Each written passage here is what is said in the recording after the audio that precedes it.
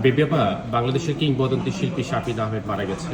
আপনি একজন বাংলাদেশের কিংবদন্তি শিল্পী, কি বলবেন? কারো বিয়োগে কিছু বলার থাকে না। এটা শুধু দুঃখ প্রকাশ করা, দুঃখ অনুভব করাটাই হচ্ছে সবচেয়ে বড় কথা। আমাদের লস হয়ে গেছে অনেক বড়, সেটাই এখন সাফার করছি আমরা। একে একে সবাইকে হারিয়েছি আমাদের ইন্ডাস্ট্রি থেকে।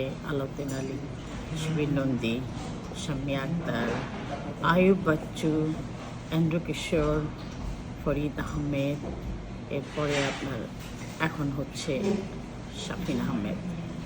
কোনো স্মৃতি আছে ওর সাথে? শাফিনের সঙ্গে আমার অনেক স্মৃতি আছে। আমার কলিগ সে, আমরা একসঙ্গে অনেক দীর্ঘ পথ পাড়ি দিয়েছি, অনেক অনুষ্ঠান করেছি, একই সঙ্গে অনেক স্টুডিওতে অনেক সময় আমরা গান নিয়ে পর্যালোচনা করেছি, অনেক অ্যানালাইসিস করেছি, এবং আমাদের নেক্সট প্রজন্মের জন্য আমরা অ্যানালাইসিস করতাম যে কি করা যায়। আমাকে বলতো, বেবি আমরা তো চলে যাব, আমাদের নেক্সট জেনারেশন কি করবে আমাদের। আমি তখন একটা কথাই বলেছি যে সঙ্গীত চর্চা, ক্লাসিক্যালের কোনো বিকল্প নেই। ক্লাসিক্যাল শিখতে হবে ভালো করে গাইতে হলে, এবং দীর্ঘদিন ধরে গাইতে হলে ক্লাসিক্যাল শিখতে হবে। বলে কি, হ্যাঁ তাহলে আমরা এরকম কিছু একটা করি, চলো, যেটা আমাদের নেক্সট জেনারেশনের জন্য অনেক বড় কাজ হবে। আমরা হ্যাঁ নিশ্চয়ই করব। ও আমার এমনিতে, ওর বোন আমার বন্ধু, খুবই ক্লোজ ফ্রেন্ড। তো আমরা প্রায় সময় একসাথে অনেক সময় কাটাতাম। এই মানে প্রস্তুত ছিলাম না এত বড় একটি খবর আমাকে নিতে হবে হঠাৎ করে।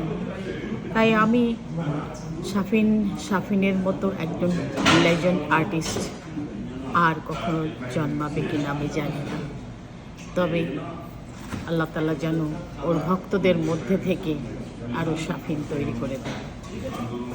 শাফিন একটা লেজেন্ডারি কালচারাল ফ্যামিলির ছেলে, যার মা আমাদের গুরুজন, আমাদের অভিভাবক ছিলেন, নজরুল সঙ্গীতের অতুলনীয় অসাধারণ কিংবদন্তি, ওয়ান অ্যান্ড অনলি, যিনি নজরুল সঙ্গীতকে আন্তর্জাতিক করেছেন। তিনি হচ্ছেন ফিরোজা বেগম।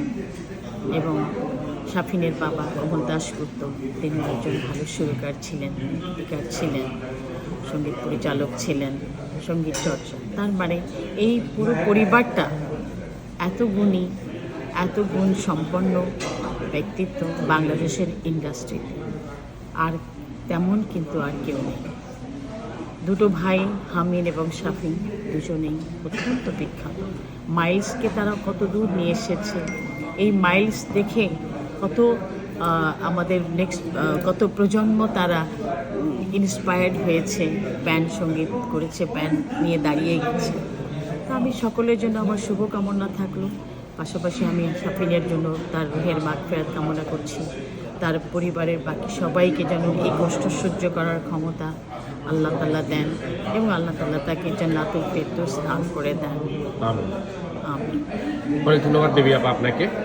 আমরা আত্মার মাগফিরাত কামনা করছি শাফিন ভাইয়ের জন্য। সবাই ভালো থাকবেন। দর্শক, বিদায় নিচ্ছি। আল্লাহ। এই মুহূর্তে আরেকটি কথাও আমি বলতে চাই, যে এই মুহূর্তে আমাদের বাংলাদেশের পরিস্থিতি একেবারেই ভালো নয়।